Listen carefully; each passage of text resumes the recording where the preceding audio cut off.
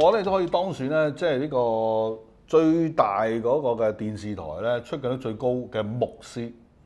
因為冇第二個牧師出啊嘛，冇啊！你犀利啊！你真係創先河，都唔知點解成日喺無線見到你嘅啫。啊，最近又有一個新節目喺個收費電視頻道嗰度，叫做以時相聚。係啦，咁啊同阿馬時亨啦，即係林以樂馬時亨食個字咁樣相聚，或者係及時以時即係及時咁解啦。喂，咁個節目其實係咪圍繞你都係會揾一啲人嚟講下人生啊，講下哲理啊，講正能量啦，講即係佢嘅積極思想啦。咁我又喺度勸喻咧，有啲基督徒又真係好，啲基督徒咧好缺乏幽默感啦，又缺乏咗一種嘅即係視野同胸襟啊。即係你會覺得啊，我訪問曾志偉咁，佢話佢基督徒嚟嘅咩？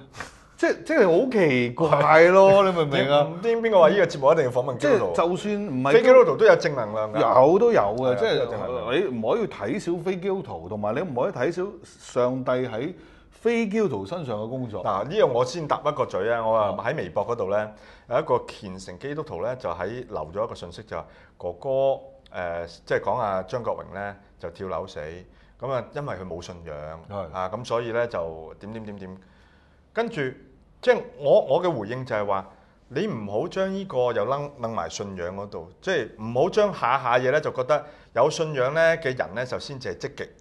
冇信仰嘅人都可以好積極㗎。同埋哥哥佢嗰個係病嚟㗎嘛，病嚟㗎，係抑鬱病嚟㗎嘛，無法控制自己嘅。係啦，所以呢個咧，我話啲泛信仰論啊，諸如此類咧，好多時咧係一個亦都係基督徒嘅思考嘛。同埋嗰啲基督教嗰種霸權主義好強啊，即係基督徒先有好嘢出，非基督徒就冇嘢出呢啲，即係我覺得。但事實唔係啊，你睇到基督徒好多時有啲衰嘢出。係要不得嘅要，唔係其實大家都係基督徒同非基督徒都有好嘅，都有衰嘢嘅，咁就大家互相去欣賞。大家喺個上帝嘅創造之下，陽光都是照住我哋嘅。咁同埋你話，就算唔同宗教信仰，喺對方嘅宗教裏邊咧，你都一樣揾到好嘅嘢。嗱，當然我哋話我哋絕對相信我信耶穌上天堂，呢個係天上地下並沒有賜下別的名了叫我們得救啊！我哋相信呢個觀點，但係唔等於其他宗教信仰完全冇嘢，咁又唔得嘅。呢個係我哋叫普遍恩典啊嘛。其實即係信仰當中係有呢一範嘅叫普遍恩典。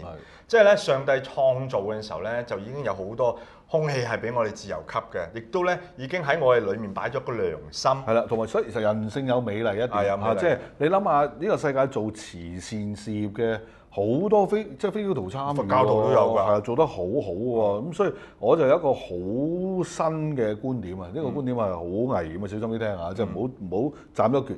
就係如果你話神是愛咧，即係話喺邊度有愛咧，神就喺邊度啊嘛。我唔理你咩宗教背景，總之你做一個愛心嘅行為，神就喺嗰度。但唔等於神喺嗰個宗教嗰度啊？神喺呢個愛嘅行為裏邊啫。咁啊，小心啲聽呢句説話。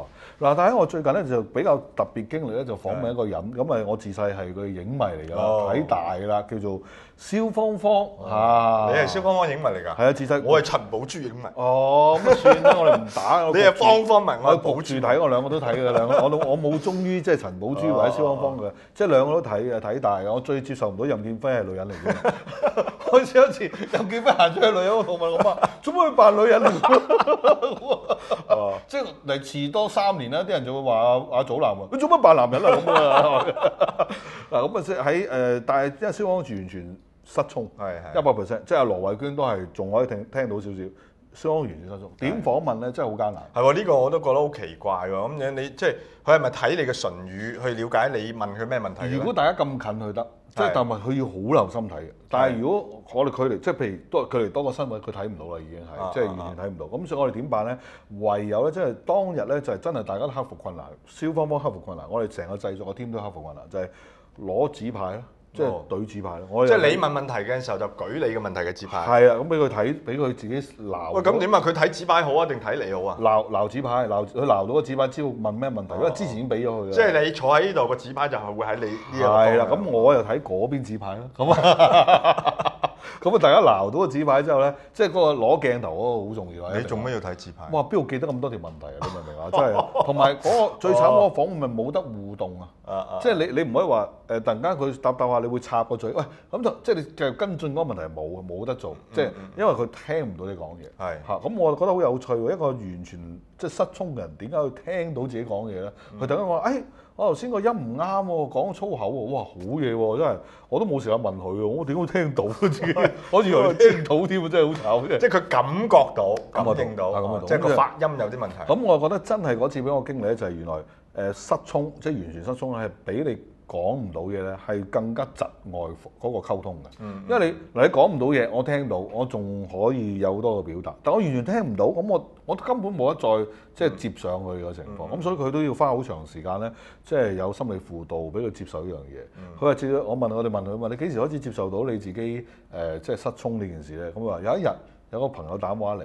做咩啊你？你借咗聾耳神隻耳人喎！佢喺度笑，佢自己喺度笑，佢識笑。仲聽到電話咩？嗰時仲聽到少少，佢喺度笑啊！佢喺度笑話啊！咁我真係接受到，我真係借咗聾耳神隻耳咁。即係其實呢個係一個心態，我哋睇到佢都係用一個比較即係積極，或者係一個樂觀啲嘅心態去面對。係啊，我覺得即係呢啲係好難得啊！即係你話有時我反而倒翻轉頭睇一啲嘅基督徒，你有信仰。咁佢會點咧？佢聾咗啦，完全失聰，我就會怨啦。哇！上帝做咩俾我聾咗咁？